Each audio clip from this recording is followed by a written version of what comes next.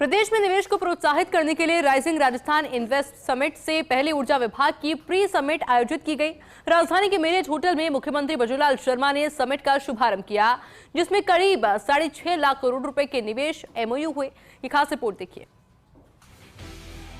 Rising Rajasthan global investment summit 2024 के तहत ऊर्जा विभाग की प्री समिट आयोजित की गई, जहां ऊर्जा क्षेत्र में निवेश के लिए 6.57 लाख करोड़ के एमओयू साइन किए गए। इन एमओयू से सौर, पवन, हरित hydrogen, hybrid pump storage, battery storage और हरित अमोनिया परियोजनाओं सहित अक्षय ऊर्जा और बिजली उत्पादन क्षेत्र के विभिन्न खंडों में परियोजनाएं स्थापित करने की राह खुली है। इस दौरान मुख्यमंत्री बजूलाल शर्मा ने कहा कि हस्ताक्षरित निवेश प्रस्तावों के जमीनी स्तर पर क्रियान्वयन से राज्य में लगभग 70,000 नए रोजगार सृजित होंगे। राजस्थान अक्षय ऊर्जा के क्षेत्र में निवेश के लिए एक सुनहरा अवसर प्रस्तुत करता है। राज्य में 2245 मेगावाट की क्षमता वाला दुनिया का सबसे बड़ा सौर पार्क है। यहाँ 325 दिन से अधिक धूप रहती है। हमारे पास सौर और पवन ऊर्जा क्षेत्र में असीमित अवसर मौजूद है। हमारा लक्ष्य राजस्थान को एक एनर्जी सरप्लस राज्य बनाना है, जो न केवल प्रदेश बल्कि अन्य राज्यों से और देशों की मांगों को भी पूरा करने में सक्षम हो। इसी के साथ मुख्यमंत्री ने कहा कि सरकार जल्द ही इंटीग्रेटेड क्लीन एनर्जी पॉलिसी 2024 लाएगी, जिससे ऊर्जा के क्षेत्र में कई नई संभावनाओं जैसे कि पंप भंडारण, हरित हाइड्रोजन, बैटरी भंडारण, जैव ऊर्जा जैसे नवीनकरणीय ऊर्जा आदि क्षेत्रों को प्रोत्साहित किया जाएगा। मैं चाहता हूं कि वास्तविकता में वही एमओयू हो जो जमीन पर उतर सकते हैं। हाँ, एक मैंने विश्वास दिलाए, आपकी कोई समस्या होगी उसकी समाधान के लिए हमारी सरकार पूर्ण रूप से तैयार है। लेकिन हम कहना चाहते हैं कि सरकार हमारी पूरे मन से, हमारा एक हमारे मंत्री, हमारे अधिकारी पूर्ण रूप से काम करेंगे। लेकिन मैं इतना कहना चाहता हूं कि आपके द्वारा जो हुए एमओयू हैं वो वास्तविकता में नीचे उतरने चाहिए, जिससे कि उसका लाभ राजस्थान की जनता को मिल सके।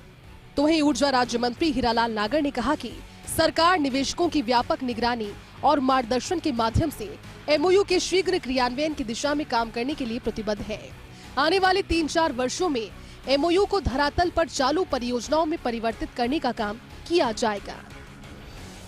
अधिकतर आपने देखा होगा कि सरकार के आधे कार्यकाल के बाद इस तरह के समिट होते हैं, लेकिन हमारी सरकार ने सबसे पहले निर्णय किया और आते ही ये तय किया और ये इन्वेस्टमेंट जो भी हो ये इसी कार्यकाल में होकर के धरातल पे उतरे। इसके लिए निश्चित रूप से मैं मुख्यमंत्री जी का धन्यवाद भी देता हूं कि आपने जो ये पहल की है वो निश्चित रूप से आप यहाँ आए हुए इन्वेस्टर्स और हमारे अधिकारीगण और सरकार मिलकर के पूरा करेंगे। तो वहीं समिट से पहले अक्षय ऊर्जा के विविध क्षेत्रों में एमओयू होने पर मुख्य सचिव सुधांशु पंत ने खुशी जाहिर कर कहा कि इन्वेस्टमेंट समिट के तहत ऊर्जा क्षेत्र में भारी मात्रा में निवेश जुटाने में सबसे आगे रहा है। समिट में बहुत सारे निवेशकों ने अक्षय ऊर्जा के नए क्षेत्रों में परियोजनाएं स्थापित करने का प्रस्ताव दिया है। एनर्जी डिपार्टमेंट में हमारी बहुत अच्छी और एफिशिएंट टीम है।